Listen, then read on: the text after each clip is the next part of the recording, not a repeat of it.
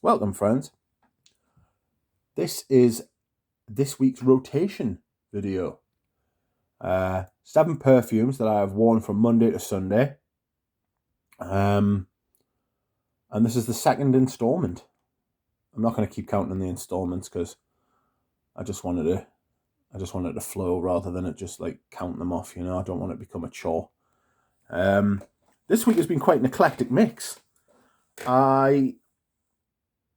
I don't know if I've ever talked about my sort of selection process before, but I'm not sure I've got one. It's just like what sort of takes us each day as it comes, what I fancy wearing. And sometimes I spend a little bit of time thinking about it. Sometimes I know exactly what I'm going to wear. One of the only rules, I can't think of many rules apart from I can only choose from either the autumn-winter rotation or the spring-summer rotation. But one of the only other rules is I don't wear the same perfume 2 days in a row. And I could wear the same perfume multiple times in a week. Just apparently since I started making these videos, I just haven't. So I've got 7 different fragrances. I think they're all completely different as well from the previous weeks. So I like to try and spread it around a little bit. I think that little rule where I don't wear the perfume like 2 days on the bounce is quite a good one because it's easy to remember. It's not too like contrived. It's not too sort of like, oh, you've got to wear this and you've got to wear that, or you can't wear this and you can't wear that. It's a nice and simple rule, and like you try and do it in the spirit of like you try and move around your perfumes. Because there's no point in having a large collection if you only wear like a few of them, And if you are neglecting some to the point where you don't like ever use them, you should really give them away or sell them. But anyway, we'll get started. On Monday, I decided to wear something a little bit angry. This is a funny perfume because when you don't wear it, you really want to wear it. And I do spend time thinking about this perfume when I'm not wearing it. I've got some big boy backups of this as well. I've got a couple of 150ml bottles. But it's still available on the shelves despite discontinuation rumours. You can still get this. This is still on the shelves. You see it in department stores, the ones that are still open. And you see it online and it's available. So, but you wouldn't be surprised if this got discontinued. I don't know what the sales are like. But it is... Look at the state of that. Hold on. Gucci Guilty Absolute. I'll put my hand behind it so you can actually see it. I don't know what's going on with the light. This is absolutely beautiful. Jeez, it looks like fire red. That's better.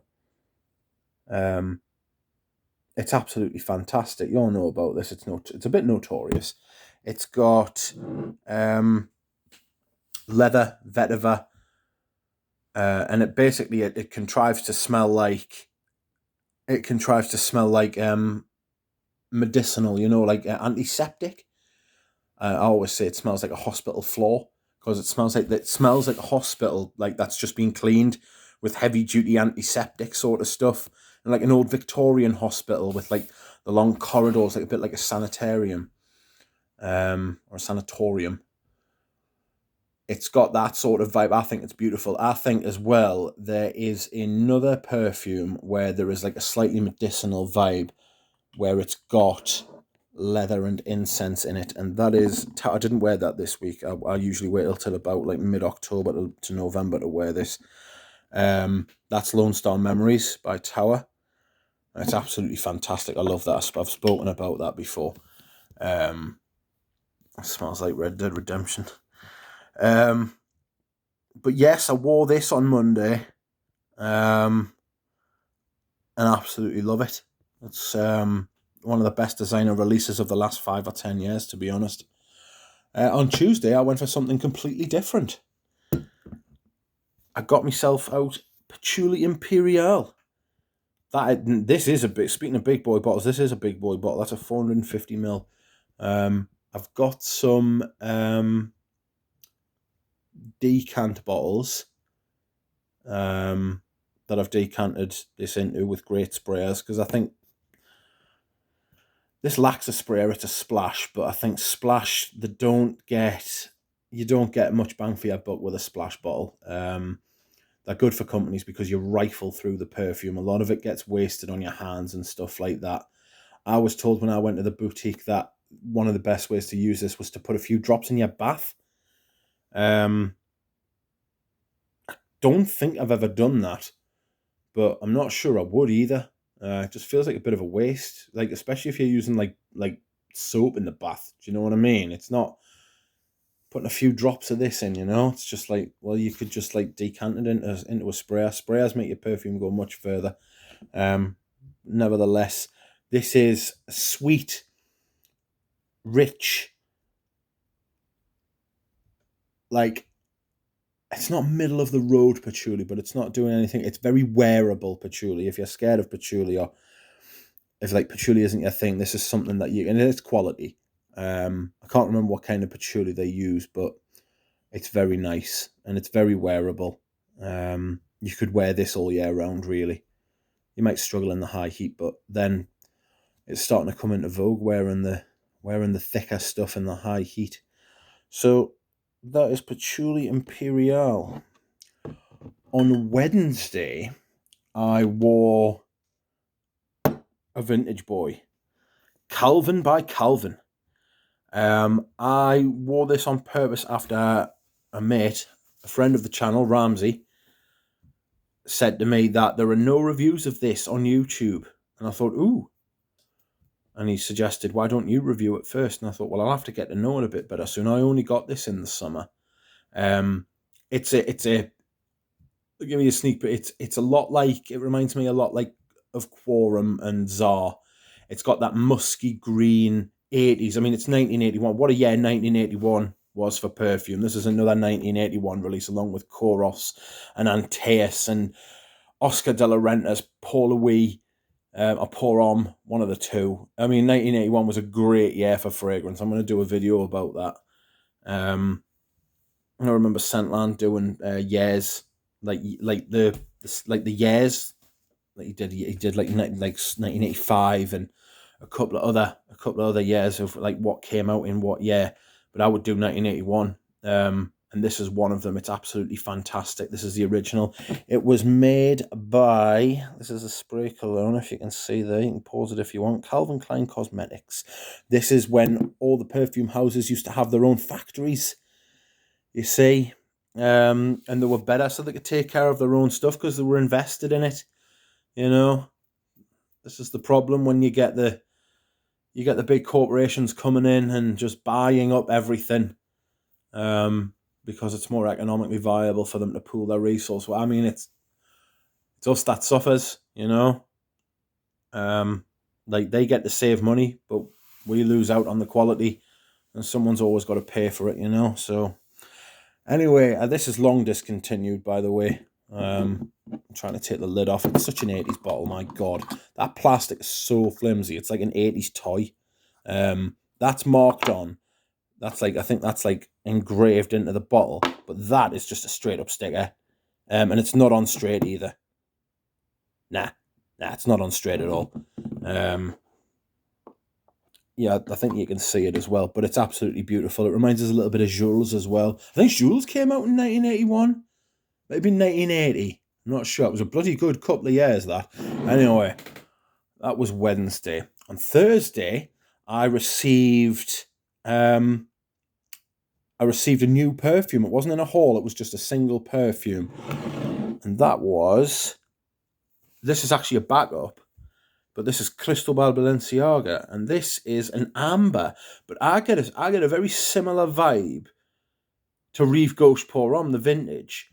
I get that sort. It's not like a barbershop. See, people say Rive Gauche is like a barbershop fougere, and I don't get it that much. I get with Rive Gauche, I get a very like a creamy sort of vibe, and that's what I get from this. This is a fresh amber. As I say, it's a fresh amber. It's not got like citruses in it or anything like that. It's got that creaminess, and it's got a huge benzoine note.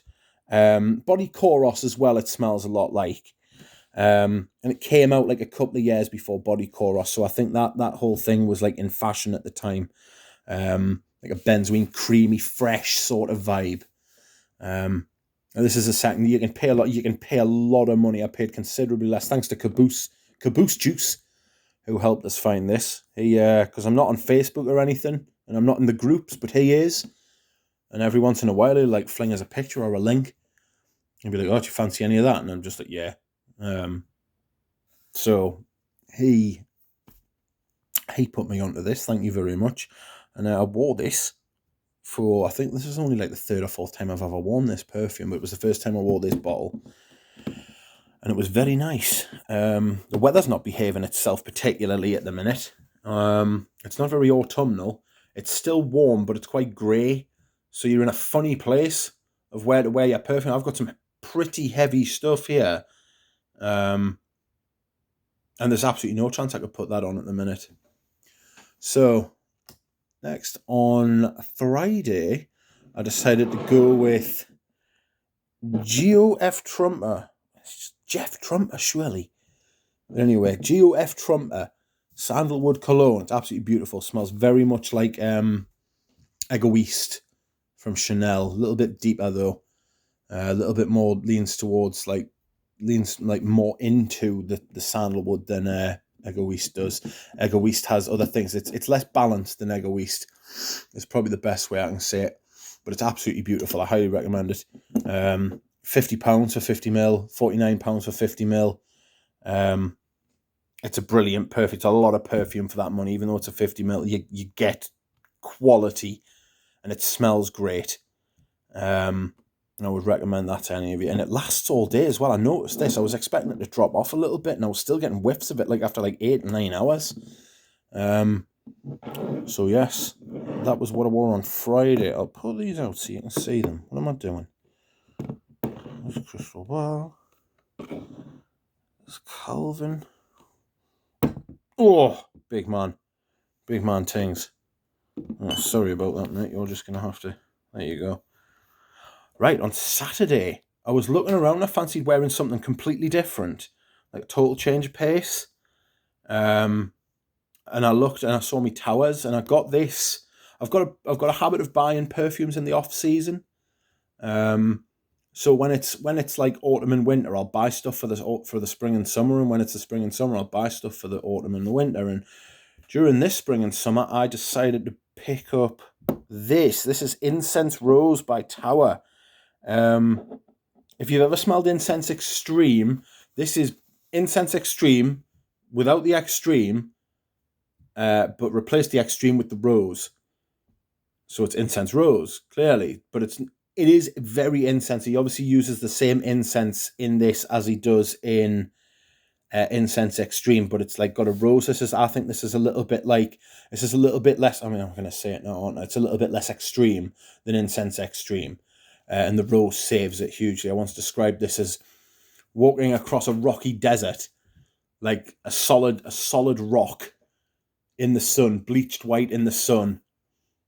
So like a plateau, and then coming across just like a rose, like a big wet rose, just one though. And that's what this is like in the sun. Everything's very dry, very baked, very smoky, very sort of dusty. And then all of a sudden there's like a rose, and it just mixes, so you really can smell the rose, and you can smell the rose all day in it. It's one of the more linear from Tower. But it's absolutely beautiful, and it does smell like a tower. It's got that, I mean, we can't think of a better word for it, but it's got that tower art. Yeah, it's a beautiful fragrance, that. And then today, last day of the rotation, I went for a classic, because I'm not above wearing the classics, even though I try to pick something different all the time. A good perfume is a good perfume. So today I went for Serge. There's not really much I can say about Serge that hasn't already been said. That's something I've found about reviewing. It's hard to say new things about stuff that's been covered, you know? And that's something I want to give my reviews. I want my reviews to be more like a reference point, so people can actually understand like what I'm saying, and it sort of rings true for years, and like it stays true. This is beautiful. For me, people say this is a tobacco fragrance. For me, I get the iris big time. The tobacco's there to counteract the iris for me. It's beautifully blended as all the Serge are. It's a Cristobal Sheldrake classic. You consider how much, like, the great fragrances that he's made for Serge Lutens. I'm going to do a Serge Luton family portrait one day. I've got about 15, maybe 16 now. I'm not sure. I just bought a new one the other day.